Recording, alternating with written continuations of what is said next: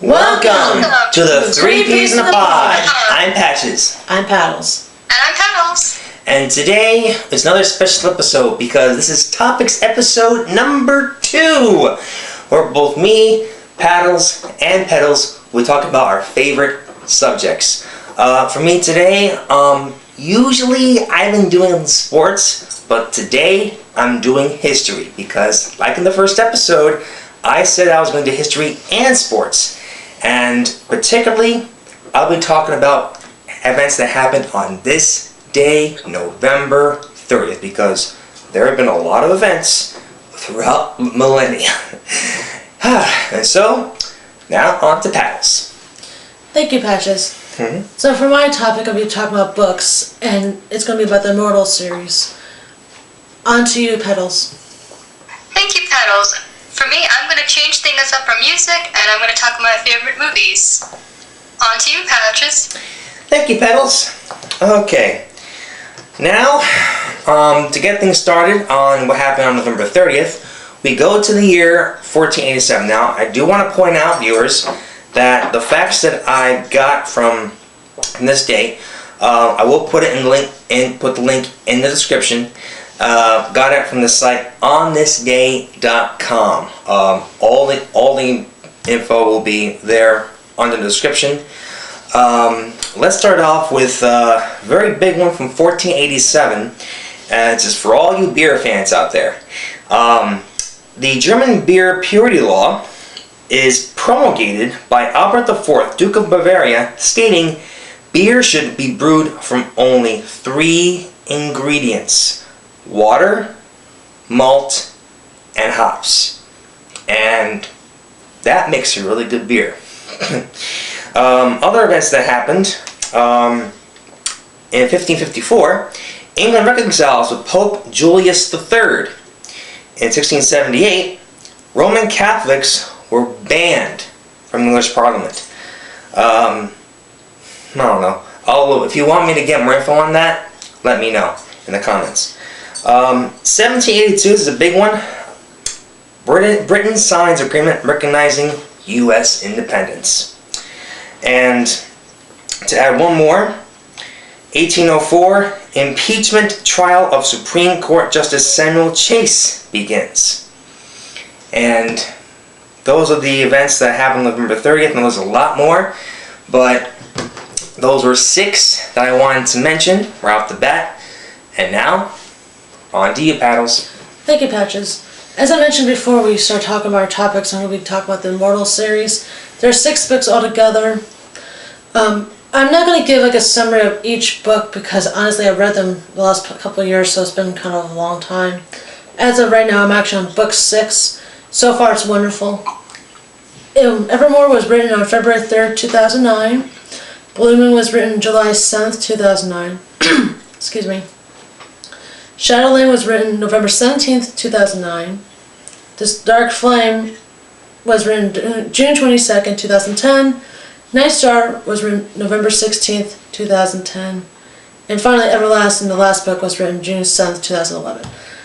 The Immortals series is written by American author Alison Noel. The series is considered fantasy, and so it attracts young readers who are also teenager. Here's what the 6 books look like. This was the first one. Not a sponsor.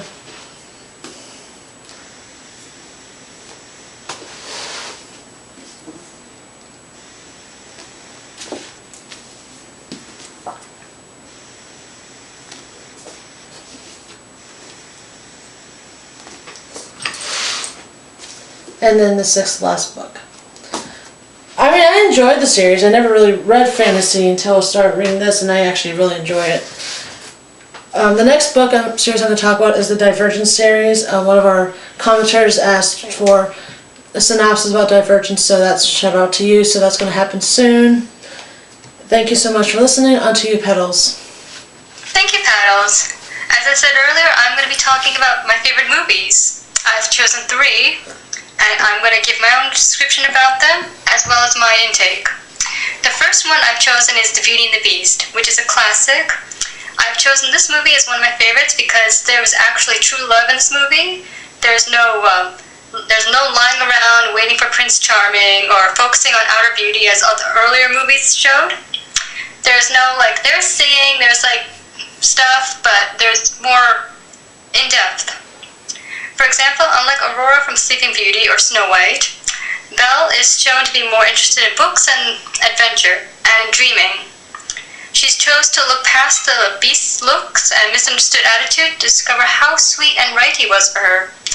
I really like the fact that also, like, unlike the other girls in the village where she's from, she chose to chose to fall in love with the beast for who he was, rather than the village handsome and pompous Gaston, which is my least favorite character. I don't know about everyone else, but for me, that I was not a big fan of him. But I love the characters in the movie. I love the bonds between the characters, like Mrs. Potts and Lumiere and Cogsworth the Clock. They really blended well, and the music was fantastic. I highly recommend this movie. Now the second one it's not a Disney movie, but it's still, I consider it one of my favorite musicals and movies of all time. It's called The Phantom of the Opera. Now the first time I heard about The Phantom of the Opera, I wasn't sure about it, but when I actually saw the play one time, and I loved it. I fell in love with it from the beginning all the way to the end. And if you're not familiar with The Phantom of the Opera, it is a musical. It takes place in Paris in an opera. There is a young woman named Christine who is being tutored to be a soprano by this mysterious figure who wears a white mask and a black cape. He hides in the dungeon because he's never been accepted from anyone because of his facial deformity as a circus child. I love the fact also that there's a powerful love triangle between the Phantom, who is obsessed with Christine, but Christine feels some sort of connection towards him. She feels sorry, and it's not really pity, but she has a slight understanding of how he feels. However, she's in love with her childhood friend, Raoul. So there's like a lot of twists and turns in this movie. The music is fantastic. The graphics and the special effects are breathtaking, in my opinion. I love that Phantom of the Opera is layered with unrequited love. It's passionate and there's full of sacrifice. And again, another movie I highly recommend. And if you're like in New York or big places where they have big musicals, I highly recommend you watching that. Now the third movie I chose is Mulan. Yes, I know it's a Disney movie.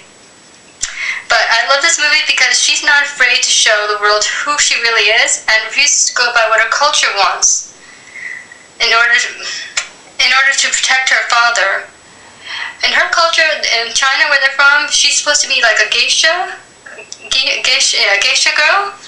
She's supposed to wear the face paint and everything and act like a proper lady. But she's an adventurous person, just like Belle.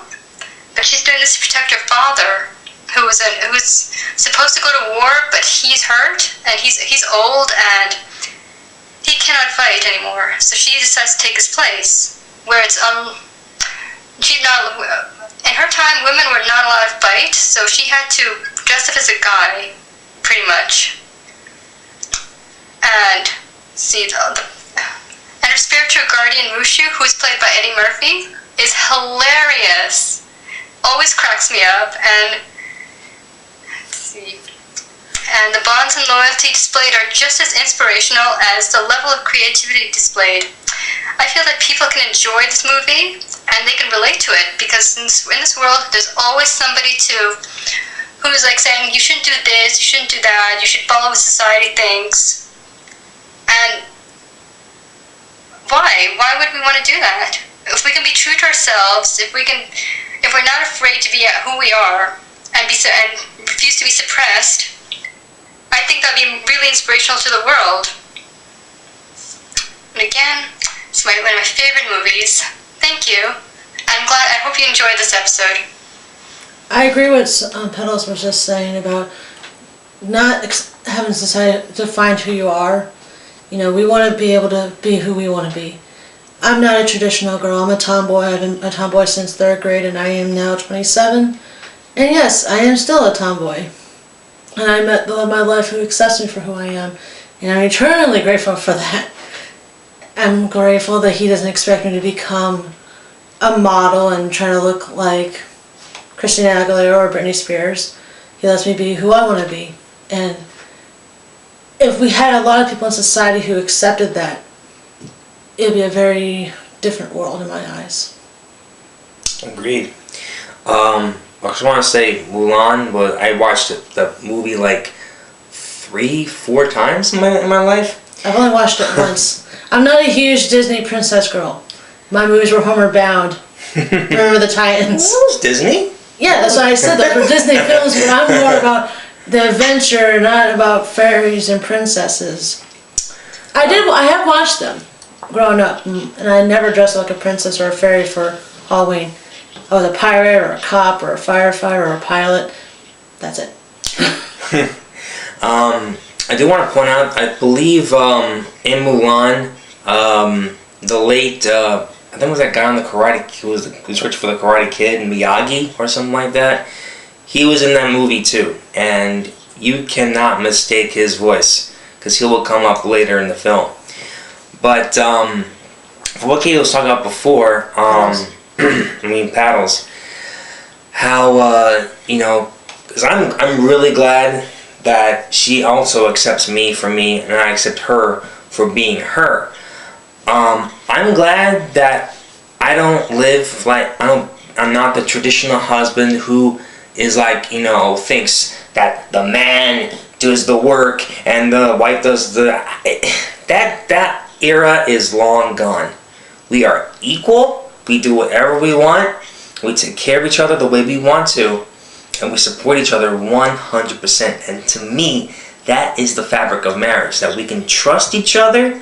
That we can work together. And you put that with love, you have a great relationship there.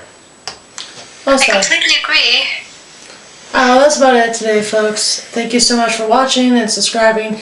And our last episode, we are still recovering from that sourness. Yeah. Seriously, my tongue still hurts from that. Eating Like, ice cream. you think that it would stop, but it's not. Oh well. Yeah. Next challenge we're going to try to do habaneros. Oh. Oh my goodness. Lots and lots of milk on that one. Bring yes. the gallon load. Maybe 2.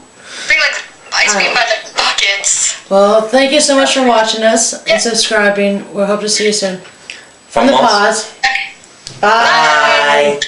Bye. Ah.